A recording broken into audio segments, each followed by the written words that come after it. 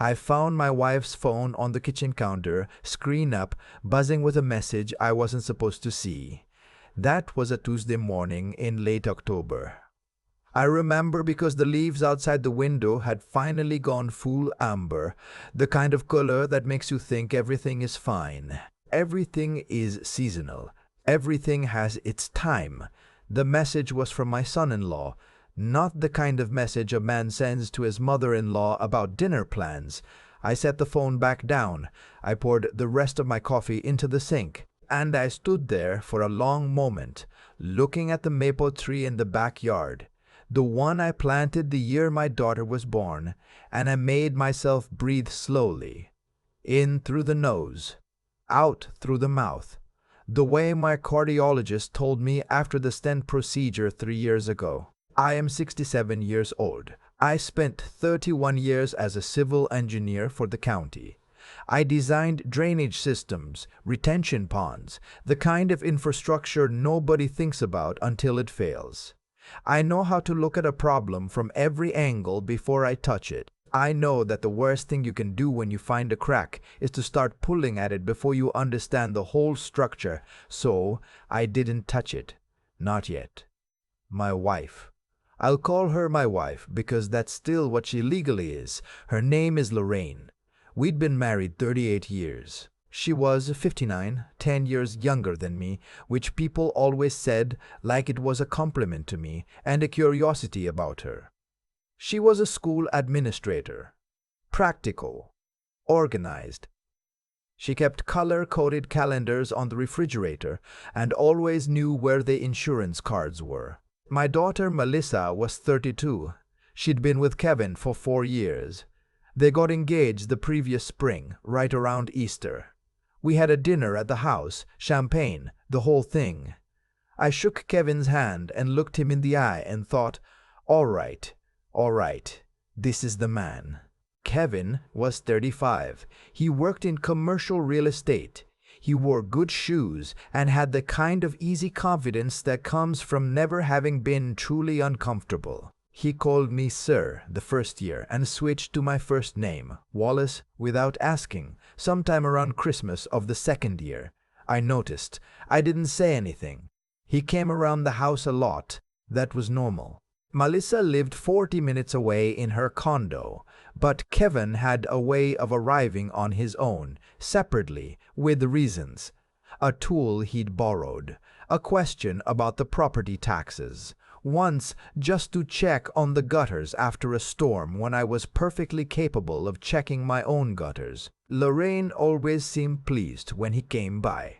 I had told myself that was normal too. A woman who wanted to like her future son-in-law. A family coming together. I had told myself a lot of things. The morning of the phone, I went to work in my wood shop out back. I'm retired, so work means I was building a blanket chest for Melissa's wedding gift. Solid white oak, hand-cut dovetails. I'd been at it for 2 months. I put on my hearing protection and ran the hand plane along the grain and tried to think about nothing except the angle of the blade. By noon, I had decided that I needed to know more before I decided anything. I am an engineer. I believe in data. Over the next 3 weeks, I paid attention in ways I hadn't let myself before. I noticed that Kevin's truck appeared in our driveway on 2 separate afternoons when I had mentioned I'd be at my buddy Al's place watching football. I came home early the first time, left at halftime, said I had a headache, and the truck was just pulling out of the driveway as I turned onto our street. Lorraine said he'd stopped by to drop off some paperwork for the wedding venue. The second time, I didn't come home at all. I parked 1 street over and watched through the binoculars I keep in the truck for birdwatching. Kevin's truck sat in my driveway for 2 hours and 40 minutes. I am 67 years old, and I sat in my truck with a thermos of coffee, and I watched my house, and I felt something in my chest that I can only describe as the specific grief of a man who has already known the answer for a long time but refused to look at it. That night, I called my son. My son, I'll call him by his role because that's what matters. Is 38, lives in Portland, Oregon. He's a forensic accountant. Quiet kid growing up, more interested in numbers than people, which I always respected. He flew out to see me the following weekend, told Lorraine he had a work conference in the city and was going to stay with a college friend. He stayed at a Holiday Inn 15 minutes from our house. We met for breakfast at a diner off Route 9 that neither of us had ever been to. He ordered the same thing I ordered, black coffee, 2 eggs over easy, rye toast, without noticing he'd done it. That made me want to cry for some reason. I didn't. I told him everything. The phone message, the truck in the driveway, the way Kevin moved through our house like he was already measuring the rooms. My son listened without interrupting. He held his coffee mug in both hands, the way he used to hold a juice glass when he was little, and he looked at the table and he said, very quietly, "Dad, how much do you know about your financial accounts?" I looked at him. He said, "I'm asking because I need to understand the full picture. Has Kevin ever asked you about your estate planning? Your retirement accounts? Has Lorraine ever asked you to change any beneficiaries?" 6 months before, Lorraine had suggested we update our wills. Said it made sense now that Melissa was getting married. We should make sure everything was in order. We'd gone to a new attorney she found. Not the one we'd used for 20 years, but a new one, younger. An office downtown I'd never been to. I'd signed the updated documents without reading every page. I trusted her. 38 years. I told my son this. He was quiet for a moment, then he said, "I need you to go back to your financial institutions. Every account, check the beneficiaries yourself. Call them directly, not through any paperwork Lorraine hands you. And don't tell her you're doing it." I drove to 3 different bank branches that week. My son flew back to Portland, but we talked every evening. What we found was not what I expected. The beneficiary on my primary retirement account, the one with the bulk of everything I'd saved, 31 years of contributions, just over $640,000, had been changed. Lorraine was still primary, but the contingent beneficiary, the backup, the person who would receive everything if Lorraine predeceased me or declined the inheritance, had been quietly changed from my son to an LLC, a real estate holding company, registered in Delaware. My son ran the registration. It took him 4 hours. The LLC had 2 members. One of them was Kevin.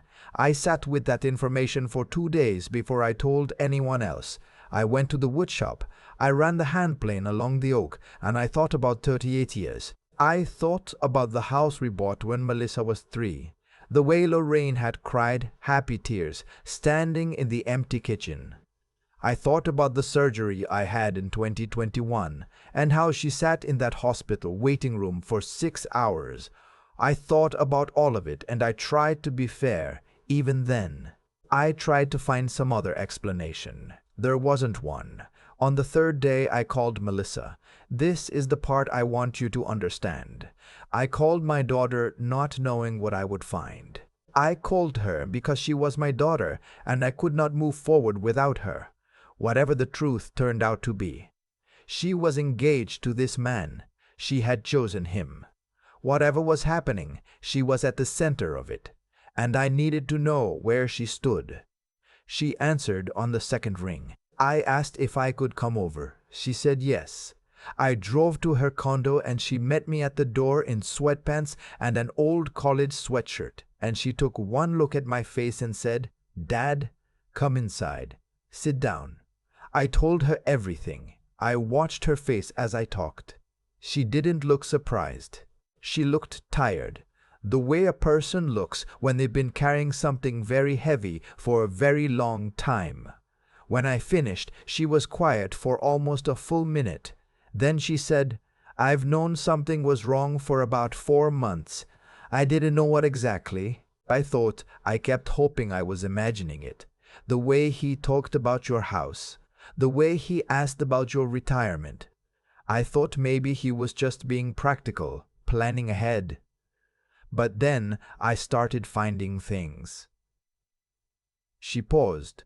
Dad, I went through his laptop 2 months ago. I found emails. She showed me the emails on her phone. Screenshotted, dated, saved. Kevin and Lorraine.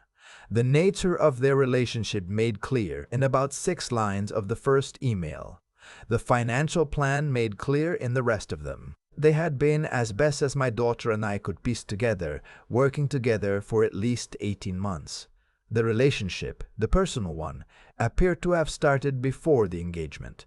Kevin had met Lorraine at a charity fundraiser Melissa had brought him to. 3 weeks later, he proposed to my daughter. My daughter looked at me and said, I almost broke off the engagement 2 months ago. Then I thought, what if I'm wrong? What if I go to you with this and I'm wrong and I blow up everything over a feeling? She shook her head. Then I thought, what if you already know and you're protecting me? I didn't know how to start the conversation. I said, we're having it now. She said, yes, we are. We spent 4 hours at her kitchen table with her laptop and both of our phones. My son joined by video call from Portland. We made a list of everything we knew and everything we needed to know. We were not angry in that room. We were precise. My daughter is a paralegal. My son is a forensic accountant. And I am a man who spent 30 years looking at systems, finding where the water was getting in, and fixing it properly. The wedding was 8 weeks away. We did not cancel it, not yet. We needed the timeline. My son contacted a forensic accountant colleague in New York who specialized in estate fraud. She reviewed the beneficiary documentation and confirmed that the signature on the change form, my signature, had characteristics inconsistent with my other signed documents from the same period. I had been signing a lot of papers around that time. The will update, the venue deposits, various things Lorraine handed me at the kitchen counter, while she talked about something else. We'd contacted an estate attorney, one I found myself, from a bar association referral, someone with no connection to anyone. Lorraine knew. I drove 40 miles to his office alone. He advised me on what I could legally do, what documentation I needed, and what timeline would best protect my assets before the situation became public. Over the next 5 weeks, here is what happened. Quietly, while Lorraine planned a wedding shower, and Kevin smiled across our dinner table and said the pot roast was excellent, my son had the beneficiary change reviewed by a handwriting expert. The expert confirmed it was inconsistent with my baseline signature and provided a written report. I retitled the retirement account at a different institution entirely, rolling it over in a perfectly legal standard transfer that required only my signature and identification. Lorraine had no legal right to prevent this. She had no idea it happened. I met with my longtime attorney, the one I'd used for 20 years, the one Lorraine had suggested we replace, and we updated my actual will properly. My son and daughter are my beneficiaries. Lorraine has what state law requires for a spouse, and not $1 more. I opened a separate checking account in only my name at a credit union in the next town. I moved 3 months of living expenses into it. Not everything. Enough. I documented every visit Kevin had made to our house over the previous year, using the footage from the security cameras I'd installed after a package theft 2 years ago. Lorraine apparently forgot those cameras existed, or didn't consider what they might show. Kevin's truck in the driveway. Kevin at the front door. Kevin leaving 2 hours later.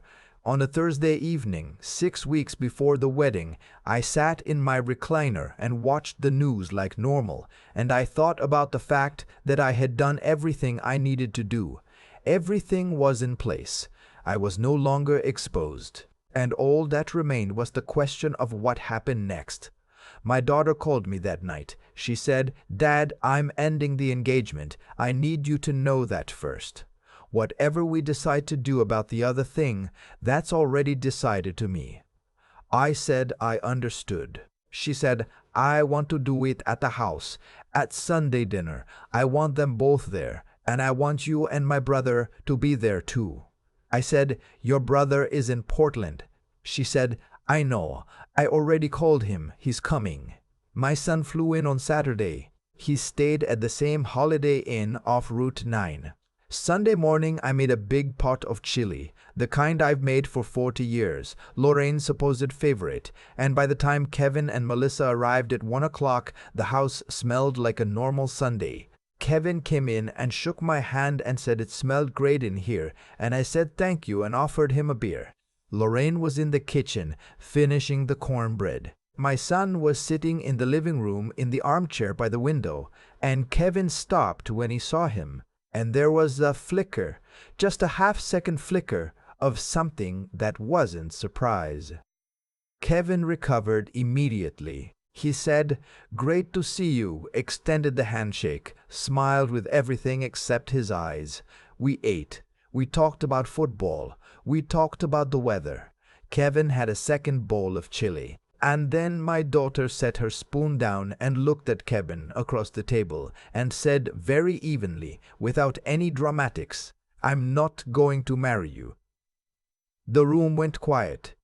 She said, "I know about you and my mother. I have the emails. I know about the LLC. I know what you were planning to do." She didn't raise her voice. She sounded the way I must sound when I'm explaining a drainage problem to a county commissioner. Just the facts, clearly stated. The engagement is over. I'd like you to leave my father's house.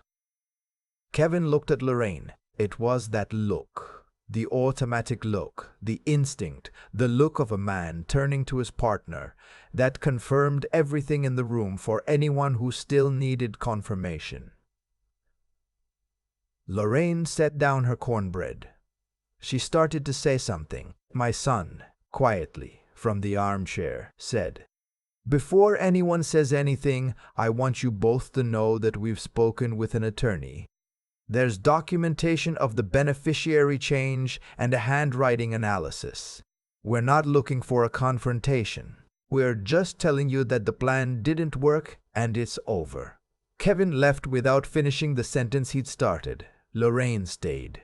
She sat at that table for another 20 minutes while Melissa and I cleared the dishes and my son sat in the armchair and said nothing more. She tried twice to begin an explanation.